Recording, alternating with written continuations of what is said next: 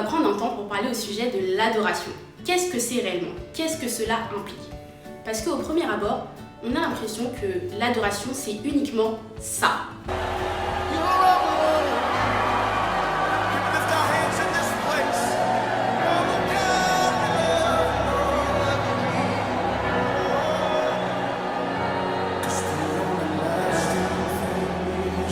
Ce qui n'est pas faux. Lors d'un temps de prière, il est toujours bon d'élever notre Seigneur Jésus-Christ, de l'adorer. Mais aujourd'hui, on va voir ensemble que l'adoration, ce n'est pas uniquement que ça.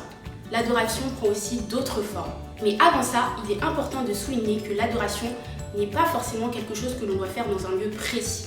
Par exemple, on n'adore pas seulement à l'église ou dans sa chambre. Sache que tu peux adorer en tout lieu, peu importe où tu es. Que tu sois dans un bus, que tu sois dans une fosse aux lions, ou même au fin fond d'un champ, tu peux adorer. Car Jésus dit, lorsqu'il parlait avec la femme samaritaine, qui pensait qu'elle devait forcément se rendre au temple à Jérusalem pour adorer, il lui dit « Mais l'heure vient, et elle est déjà venue, où les vrais adorateurs adoreront le Père en esprit et en vérité, car ce sont là les adorateurs que le Père demande. » Et adorer en esprit et en vérité signifie que celui qui croit au Seigneur Jésus-Christ peut l'adorer en tout lieu et à tout moment, car cela demande de s'approcher de Dieu uniquement par la foi, avec un cœur sincère. Plus besoin de se rendre à un endroit précis, parce que Dieu est omniprésent, il est esprit, il est partout. Alors maintenant que l'on sait qu'on peut adorer Dieu à tout moment et en tout lieu, nous allons voir les différentes formes que l'adoration peut prendre dans notre vie.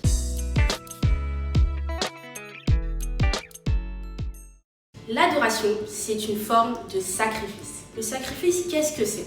C'est donner, offrir dans le but de se rapprocher de notre Dieu. Et l'apôtre Paul nous enseigne en Romains 12:1 en ces mots. Je vous exhorte donc, frères, par les compassions de Dieu, à offrir vos corps comme un sacrifice vivant, saint, agréable à Dieu, ce qui sera de votre part un culte raisonnable.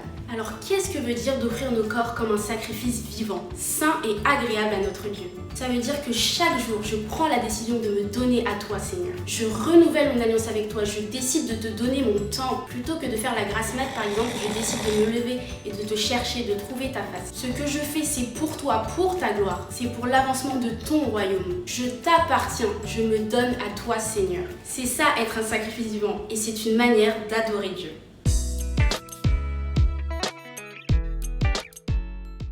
L'obéissance est une autre forme d'adoration.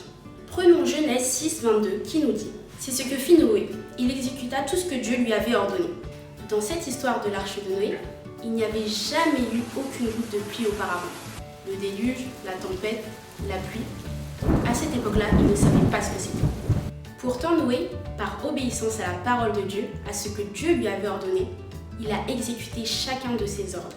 Pour lui, cela n'était pas facile, il était la risée de tous. Les personnes autour de lui ne comprenaient pas ce qui se passait. Mais peu importe, Noé garda ses yeux fixés vers Dieu. Quelle preuve d'obéissance, de soumission. Par cet acte, Noé a adoré Dieu, car il lui a donné son entière confiance. Certainement que des choses lui échappaient. Et pourtant, il a décidé de suivre Dieu. Alors nous, de la même manière, soumettons-nous à la parole de Dieu. Soumettons-nous à nos anciens, à nos autorités. Et par ces actions, par cette attitude, nous remettons toute notre confiance en notre Seigneur Jésus-Christ. Le service est aussi une forme d'adoration. Car l'adoration, c'est aussi l'amour sincère qu'on a envers Dieu qui va se manifester dans le bien que l'on peut faire à notre prochain. Tout ce que tu as, tes dons, tes talents, mets-les à disposition des autres. C'est ce qu'on peut lire en 1 Pierre 4:10. Que chacun de vous mette au service des autres le don qu'il a reçu. Car ce que l'on fait à notre prochain, sachez que c'est ce que l'on fait à notre Seigneur Jésus-Christ. Et c'est ce que nous confirme Jésus en Matthieu 25:40. Il nous dit que toutes ces fois où vous avez fait ces choses à l'un de ces plus petits de mes frères, c'est à moi que vous les avez faites. Alors après avoir vu ces 3 formes d'adoration, on comprend que l'adoration implique chaque partie de notre vie. C'est un style de vie en réalité. Et si on a parfois du mal à adorer, s'il est parfois difficile d'adopter, de garder ce style de vie, rappelez-vous qui il est, parce que c'est la première raison pour laquelle nous adorons notre Seigneur Jésus-Christ. Nous l'adorons car il est Dieu. Il est le seul vrai Dieu.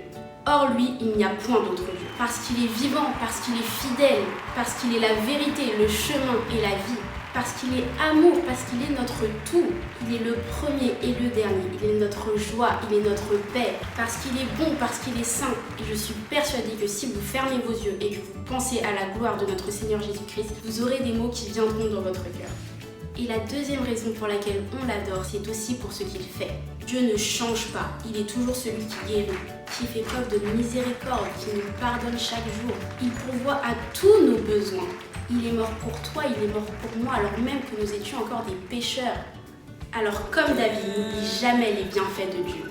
Compte-les, mets-les devant tes yeux. Fais-le chaque jour et tu verras que l'adoration sera ton style de vie. Soyez bénis. Attention, rendez-vous dimanche prochain à 9 h pour la prochaine leçon.